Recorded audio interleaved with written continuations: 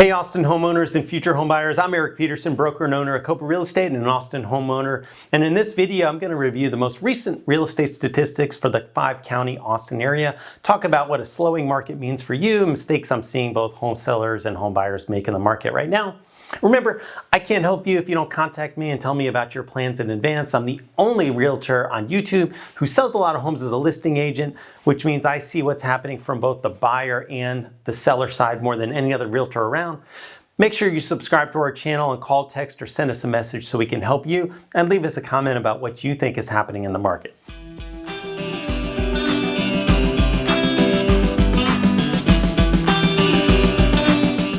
So let's review the Austin real estate housing market statistics for July of 2022.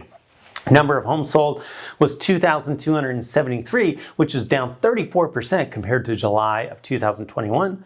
Homes sold on average for $302 per square foot. That was up 10% over last year, but down from $316 per square foot in June. Average sales price increased 10% to $669,946 compared to $611,604 last July. But that was down from $695,871 in June, and the median sales price increased 7% to $531,641 compared to $498,000 in June 2021, but down from $555,000 in June. So as the market slows down, what does that mean for you as a home seller? Well, on average, it means you'll have more competition. Earlier in the year, buyers have few homes to choose from, so they can be choosy. That allowed many sellers with homes that traditionally would have sold at a discount to sell for a great price. Today, there are a lot more homes for sale. That means buyers have more to choose from, and we see them being choosier. Sellers will have to be realistic about price, and you're also likely to need to negotiate. So let's talk about what's caused the slowdown, because it sure has escalated quickly. And when someone asks me, how's the market? I first ask them, do they want the Disney version or the Jerry Springer version, right? And after that, I ask them what they've heard about the real estate market in the last 30 to 60 days. Because things have changed so quickly, it's important for me to know how up to date they are with what's going on. So if you haven't been keeping up with the housing market, it looks suddenly different than it did a few months ago. Today, there are fewer motivated buyers, less showings, fewer offers, and many more homes on the market. So how did this happen? Essentially, it's many of the things that we previously warned could cause a slowdown. They've happened, not only happened, but happened at the same time. So before I get into it, it's important for you to know, we're still working, we're still selling homes every day, and we can help you navigate through this new market. But you'll need a different plan. So contact us at 512-791-7473 or schedule a consultation to discuss your situation at copaseller.com. So let's get into what happened. First is interest rates shot up so fast. And at the beginning of the year, everyone anticipated interest rates rising. On average, experts were predicting rates would be at 3.7% at the end of the year. And as it turns out, that was way too low, as we saw interest rates shoot up from slightly over 5% to over 6% just in 1 week back in June. And although mortgage rates have fallen sharply over the last 6 weeks, rates are still much higher than earlier this year. The reality is higher interest rates along with higher prices and higher property taxes have made homes less affordable. And the housing market really started to slow in April and hit the brakes in June when rates did jump above 6%. Perhaps the real estate market could have withstood higher interest rates, but how fast it happened was a shock to the entire market. So why did interest rates go up? Long story short, interest rates typically rise when there is inflation. As I write this, interest rates have returned back to the mid 5% range, which is going in the right direction. But we likely won't see super low interest rates again until we see inflation settle. And regardless of whether you're planning to buy or sell, you should know it's not likely we'll ever see mortgage rates as low as they were in 2021. Mortgage rates close to 3% was an aberration.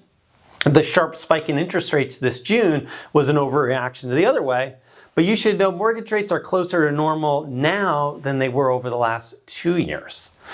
So the second thing is that more homes are on the market. Beginning in April, there was an increase in the number of homes, both resale and new homes.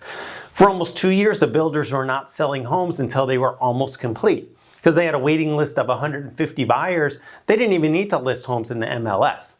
So what the builders didn't realize is that all 150 buyers were on waiting lists with 10 different builders.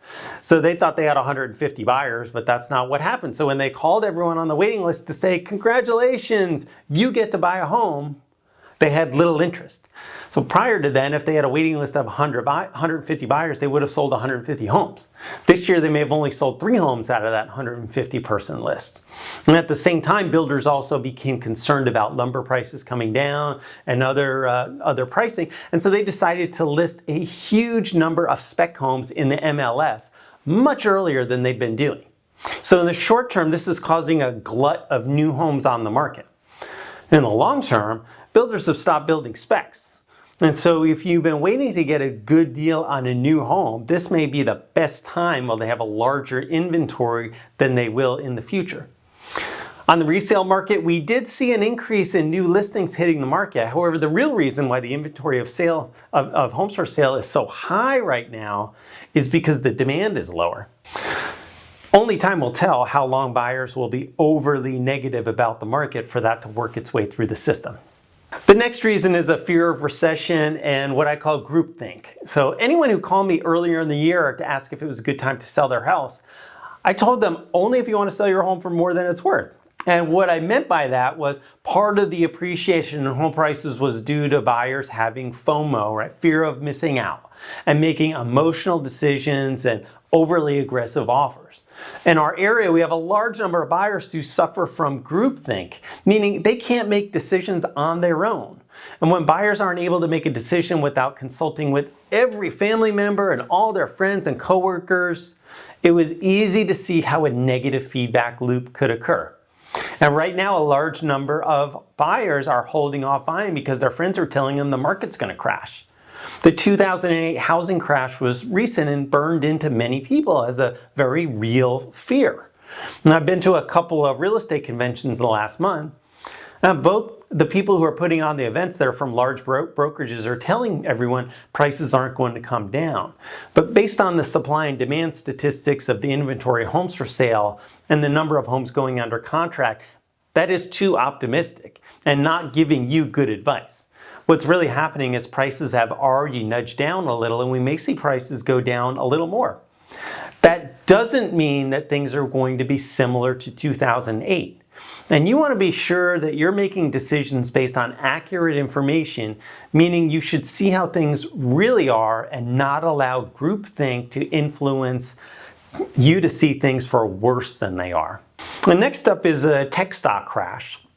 One of the reasons real estate prices went up so fast in our area, there's no doubt about it, is because we have so many tech workers moving to the area. And many of these people receive a large amount of compensation from their company in stock. So there's been tremendous volatility in the stock market this year. No doubt some buyers have been afraid of selling stock at the bottom of the market. And that impacts real estate prices because buyers pull back from paying over asking price, and in some cases not having the money for a down payment at all. But we have seen improvement in the stock market in the last month. Stock prices are still down for the year, but they've been on their way back up. We have to be careful not assuming they won't go down again, but hopefully some stability, particularly with the tech stocks, will bring buyers back into the market. And everybody on vacation has to be part of all this. So have you been on a plane lately? What a nightmare. I mean, earlier in the year, I was telling our clients, I didn't know how things would turn out this summer. Something I was concerned about was all the home buyers going on vacation. You know, many in our area travel overseas for an extended period of time. And this was the first 2 years traveling was opened up for many countries. So it seemed like as soon as school let out for summer, everybody went on vacation. And hopefully you went somewhere fun. I know I've enjoyed seeing all my friends post photos on Facebook and Instagram of their vacations this year. Now that school's about to start, we may see more buyer activity. For our own listings, we're already seeing an increase in showings. Only time will tell if buyers returning from summer vacation creates enough demand to move the needle or not. So what does this mean for home sellers? Well, the market slowing down means you do need a different strategy. Everything from choosing the best of our 3 pricing strategies to making sure your home is positioned correctly in the market. You're also more likely to need to negotiate. You'll want an experienced real estate broker to help guide you in this new market, get you the best price, and have the deal-making skills to keep the sale together through a successful closing. And what does it mean for home buyers? Well, it's going to be tempting to time the market. Whether we're talking about the stock market or the real estate market, it's almost impossible to time the market. The only thing I can tell you is by the time your aunt who hasn't bought a home in 30 years tells you it's time to buy, it's going to be too late. So for both buyers and sellers, my advice is, if it makes sense for you to buy and that solves your problem, you should buy. And if it makes sense for you to sell and that solves your problem, you should sell. The only way that we can help figure out if that makes sense and solves your problem is to contact us at 512-791-7473 or schedule a time to talk about your situation at kopaconsultation.com. Thanks so much for watching, and we appreciate your support.